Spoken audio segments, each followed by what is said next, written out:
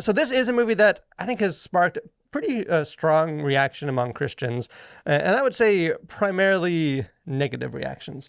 It This seems that way, this yeah. doesn't seem to be a movie that is pleasing a whole lot of people. I did look at. There weren't enough critic scores to get a judge for on Rotten Tomatoes, but for audience scores, last I checked, it was at 47%, which is not good. And like the average score in there was 2.8 out of 5. So like not critically, not necessarily winning a lot of people over, but perhaps like the bigger deterrent, the thing that's repelling Christians, is that this biblical adaptation uh, is not really, in fact, biblical. Yeah, well, and I remember just because of the earlier controversy that, there was comments were made by those involved in the film that they're trying to stay really close to the source material.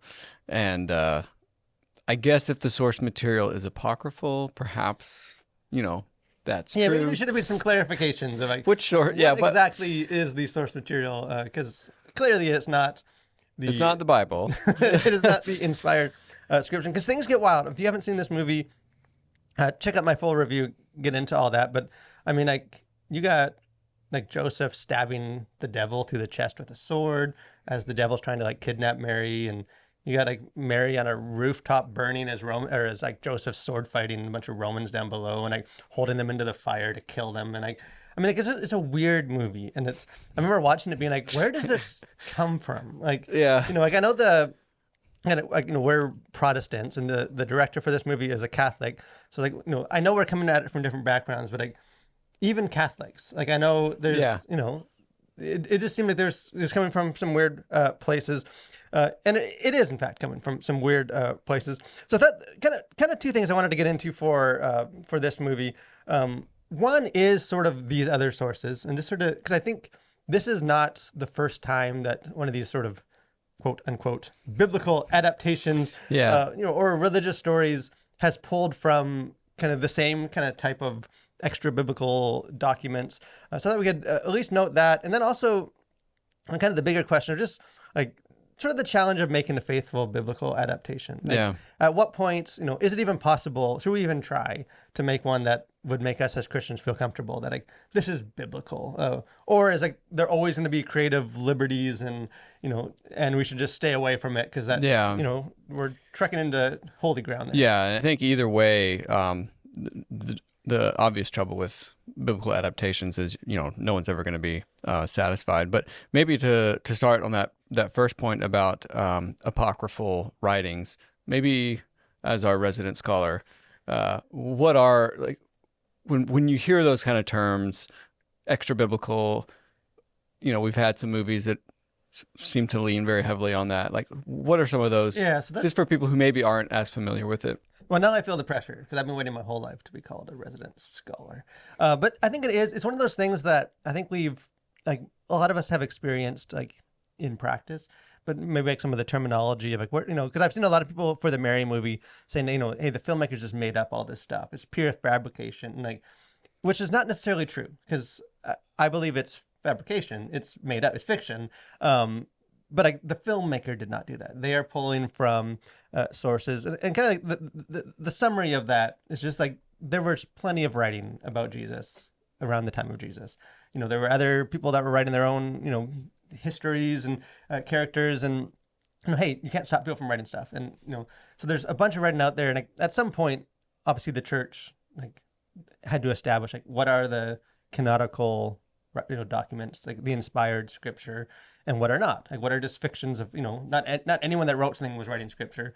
And so like obviously as the church we have our own, the Bible is those books, but like those other writings are still out there, like so they're still if you read them, which it's an interesting exercise to read through some of them, like because like a lot of them were written way later for one thing, and like the authorship was not like a disciple of Jesus. It's just for many of them, kind of like the Gnostic texts you hear a lot about, like there's a pure agenda. Like this is a religious kind of group, like a cult group that was trying to like dip into the growing Christian thing and like reframe that in their own sort of spiritual religious thing. And like so you just get a very different Jesus, like and I mean obviously a very different Mary, but you have like they tend to focus more on like the supernatural, the spiritual. Like, so you get Jesus like performing like, almost like magic tricks and stuff, and like showing off his powers to people, and like just not the a very different portrayal of Jesus. And I mean, in some cases, you get historical details that just completely contradict what you get in the text. Like kind of the famous ones, or at least the ones that come to mind, the Gospel of Thomas is one of those texts, which is sort of the source for things like the Da Vinci Code, like where Jesus had like a romantic relationship with Mary, Mary Magdalene, and like a lot of that comes from that writing. Or like the Book of Clarence, the book that or the movie that came out I think in January of this year, kind of like the weird biblical adaptation that was kind of interesting, but also very much not biblical. Came from there. Like you have a Jesus that is like doing tricks and stuff, and it's and then like for this one, the Mary movie, from at least from what I've been able to find, like most of the details of this come from what is called like the Gospel of James, which is not accepted by like Protestant churches or Catholic churches. So this isn't, just a different tradition. Like it's just a writing that someone wrote about, in the story of Mary. And like, I don't know. Like, and the thing with some of these documents is they're not all necessarily bad. Like they're not, some of them very much are. Like, it's just, hey, this isn't scripture. Like we can't, this isn't inspired scripture. It wasn't written by someone connected to Jesus and like all that kind of stuff. Like, it doesn't add anything. Like, so like there are some interesting documents you can find historical details and insights to, as long as you don't treat those as scripture. Like, because they're clearly not scripture. And I think the problem with a movie like Mary is that it kind of treats them like scripture. Like it's, this is sort of the untold story of Mary. It's like, but I don't know, like, is it the story of Mary or like, is it? Well, it sounds like it was, these sort of extra biblical narratives. I think that the problem, I guess, with them too is that they lend themselves well for Hollywood adaptation, and it's like so it's got all the magic and excitement that maybe some of the Gospels lack, and so I think maybe storytellers are drawn more to them for sort of a on-screen adaptation, and so they just make for better movies in some senses. And I think if the movie makers can just kind of say, yeah, well, it's kind of based on scripture and we're taking from some of these historical texts, it makes them maybe feel better. And I don't know, but I do think there's a bit more sensationalization coming from those extra biblical texts. Yeah, and I think it's something that Christians should be aware of, like because it's often framed like hey, we're obviously going to adapt the biblical text, but we're going to fill in some of the gaps with some of the other writings. Josephus, the historian, like we're going to pull from there and some of the other writing, and like in the way it's framed, these documents often get treated as like these are other very like authoritative, historically reliable documents, when like they're better seen as fiction. Like they're sort of like religious fan fiction in a way. Like like, hey, this isn't really what happened, but like here's sort of a story that really elevates this religious character of Mary, and she had her own miraculous conception, and she was on the run from assassins and all this stuff that happened. Like it's just like a fictional narrative, and I think if you understand that, then it's like okay, it's fiction. But I feel like the way that it gets framed for things like these movies is like we're pulling from these historical documents, which I think leads to maybe the bigger question of just like how much of the creative liberty is like good or acceptable, or like like how much should we allow of any of these, because they all do it, like you can't not do it, like so how much like as Christians are we, where's that line between like this is kind of dangerous, leading people astray about the biblical text, or hey, it's not all directly pulled from scripture word for word, but it's general, and I think the overall point is good, and it does lead people to to look deeper into it. Like sort of where do you fall on kind of that spectrum? And all it meant, this is a question that I've always just been like somewhat mixed on. Like I don't have a very clear like this is, I'm going to tell you where the where the point on that spectrum is. You mean you haven't developed a formula yet for all of us? Like I don't have a one size non-scholars to use. Yeah, for for the lay people. There. I don't know, because I think you can see this from both sides.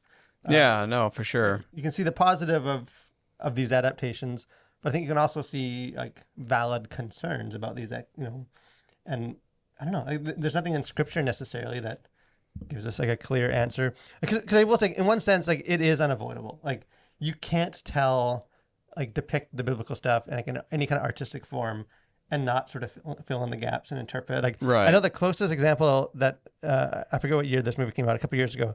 They released the Gospel of John, which is like the Bible gospel adaptation. Christopher Plummer was the narrator for it, and like they tried to make it like this is a word for word. So this isn't like a dramatization. Like it's like the narrator says the things that are just sort of narration, and then Yeah, when yeah. the characters speak, if Jesus is speaking, then like, the actor will speak those words, but it's word for word in the Gospels, and then they Yeah. fill in the gaps. And like if there's just like big gaps in the story, then there's just big gaps in the story. You don't fill in the gaps, which is probably just like as close as you can get. The problem is like, and like, you can find the whole thing on YouTube, so you can go check it out to see like how it plays. Like it's just, for one, it's just awkward. Like it Yeah. doesn't translate like directly into like a cinematic, a compelling, movie narrative. And I think also like there's still creative liberties and interpretations happening. Right. Like the way that the inflection that you speak those words, or like the costume, like the expressions, or the way you frame the scenes, like you're still sort of contributing like an interpretation and stuff, even if the text itself is as close as you can actually get to, like, so in one sense, like it is unavoidable. Yeah, I mean, I don't think you can have any sort of artistic representation without there being some kind of filling in of the gaps, because like even just the fact that we don't know what any of these people look like. Like we have general ideas of like what Jesus looked like, and some, you know, paintings are maybe more historically accurate than others. And I think the one thing about like, because I was just thinking about like art, and especially like carvings that kind of adorn many of the like great cathedrals around Europe that depict. I mean, they're telling scenes from the Bible because many of the peasants were illiterate, and so then you could just you could basically read the Bible around the church, because all people would know, okay, this is that scene where Jesus washes the feet, or this is that scene with Madonna and child or whatever. And I think the thing with those is it's like it is just like it's one frame in a bigger picture, so you don't have the danger of sort of putting in a personality with it. And so I think the thing with like movie adaptations or show adaptations is there's just so much more you have to fill in outside of scripture, or even if you're taking it from scripture and you're just like, okay, well, there's 11 different ways to say, you have little faith or something, like the way in which you say something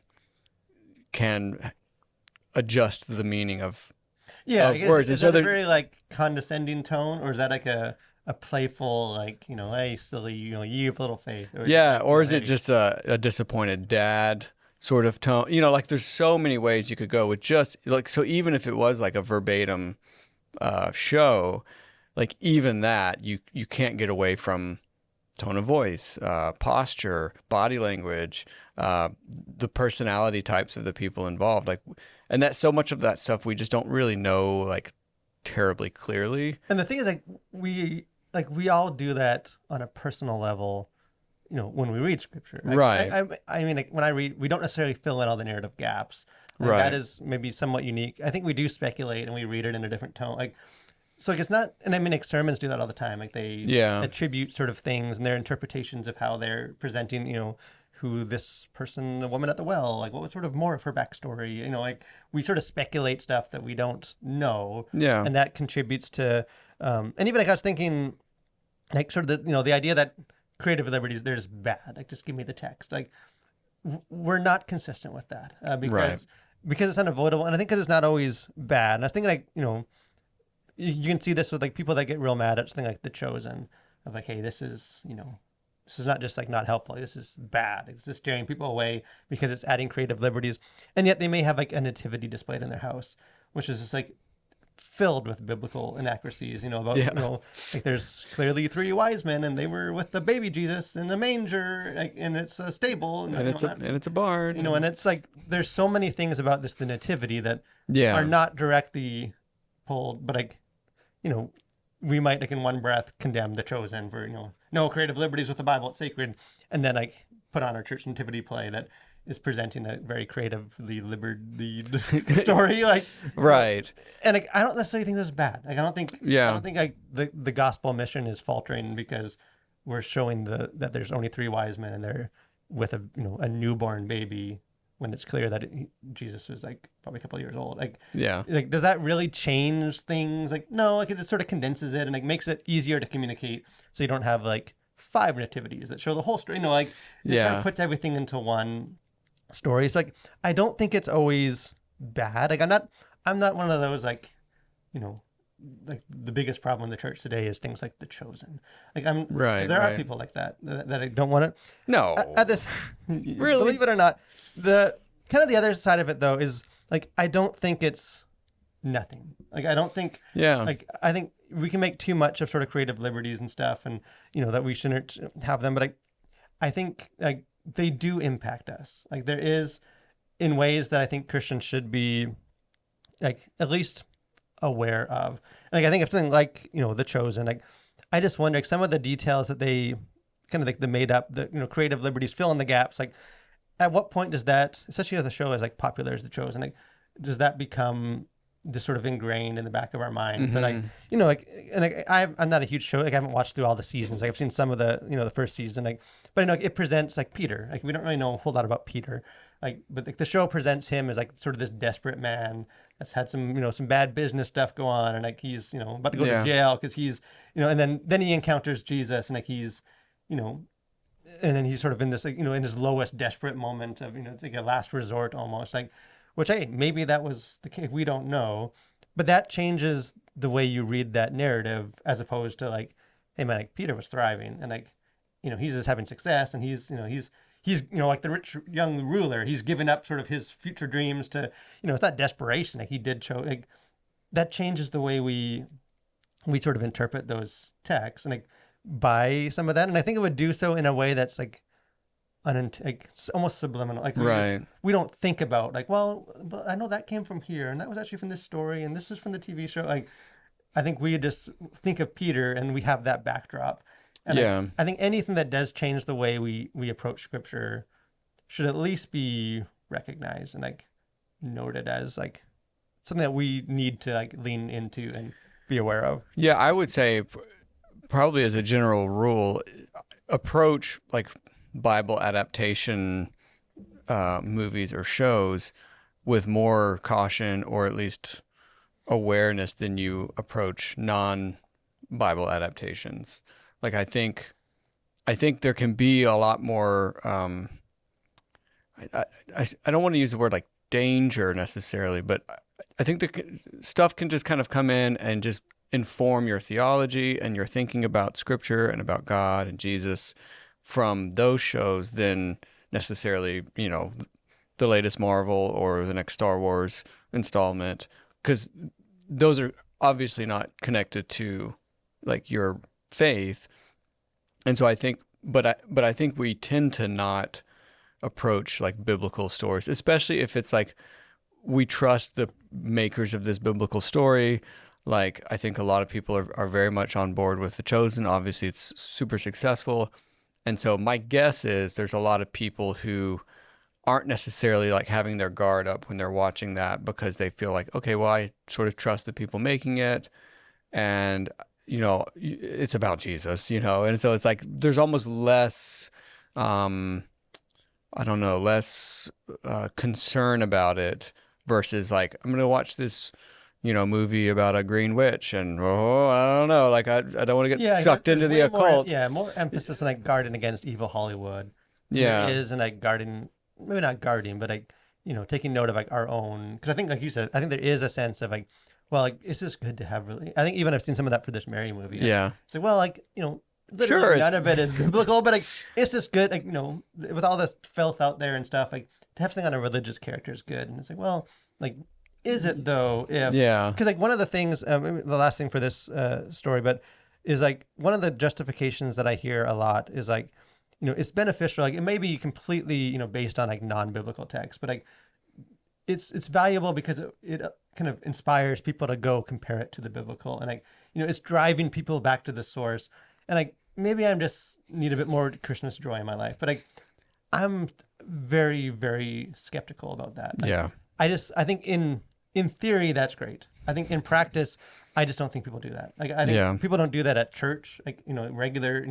Well, he said this. I'm gonna go compare. Like I think we're busy. We're lazy. We're like there's a lot of other things. We're distracted. Like I just don't think we're the average person is really that diligent to like, hey, I just saw Mary.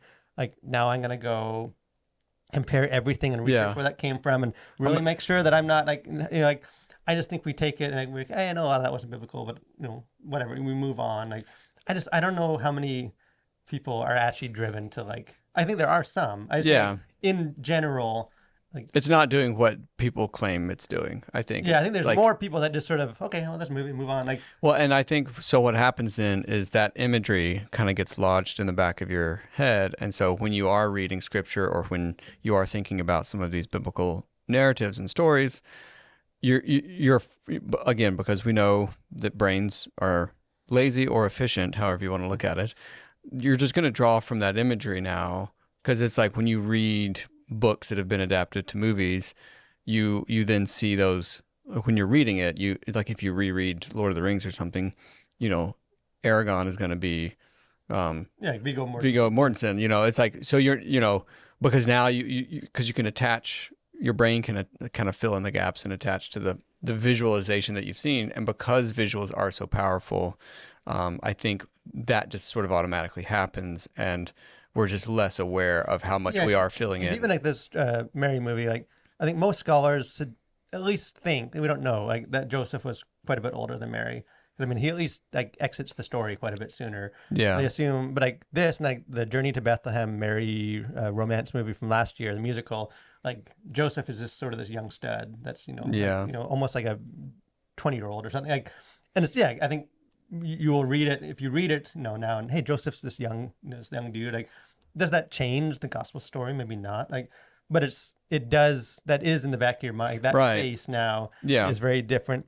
So I would just say, like, I think like none of this is to say that we shouldn't have like I do think, and someone commented even on the review for this, like, hey, this one maybe was a bit of a dud, but like you're not gonna get good ones if you don't get any of them. Like, and I think there is power in like a good adaptation, and like I don't know, I think you sort of need to wade through that, and I do think like we all accept sort of that line somewhere of like like sort of like I was wondering how much closer to the Bible source material would this Mary movie need to have been for Christians to be like, well, it's not exactly the Bible, but like I think it's valuable, it's biblical enough. Like, because I don't think any of us expect it to be word for word. Right. So we accept that there are some. It's just clearly this was nowhere close to wherever that line is because none of it was from the Bible. It's like I don't know. I think there is sort of an acceptance for it and like a value for it. I just think I don't know how many Christians, I mean myself included, really knows where that line is.